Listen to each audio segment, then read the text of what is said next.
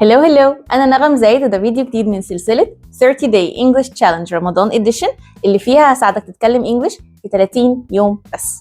النهاردة أنا هعرفكم على تكنيك كافي إن هو يحسن لك لغتك في أقل وقت ممكن وتبراكتس بيه الفور سكيلز بطريقة واحدة بس، وهو تكنيك الشادوينج. الشادوينج من اسمه، انت بتسمع فيديو وبتبدأ انك تكون الشادو بتاع السبيكر، يعني بسمع السبيكر كل جملة بيقولها انا بقولها وراه، هو يقول جملة وانا اقولها وراه، كأني بالظبط الظل بتاعه، his shadow. Because I have worked a working class job. a working class job. I've waited tables in restaurants.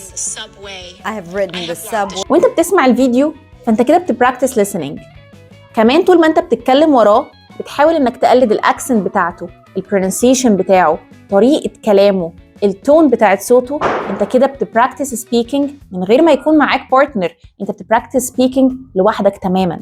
بعد كده لو طلعت الكلمات الجديدة من الفيديو وبدأت انك تكتب بيها ملخص عن الفيديو اللي انت سمعته، انت كده بتبراكتس الرايتنج.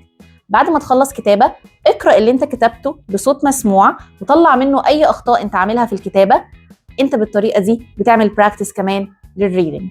يعني أنا من فيديو واحد بس، من 10 دقايق بس في اليوم، عملت براكتس للفور سكيلز.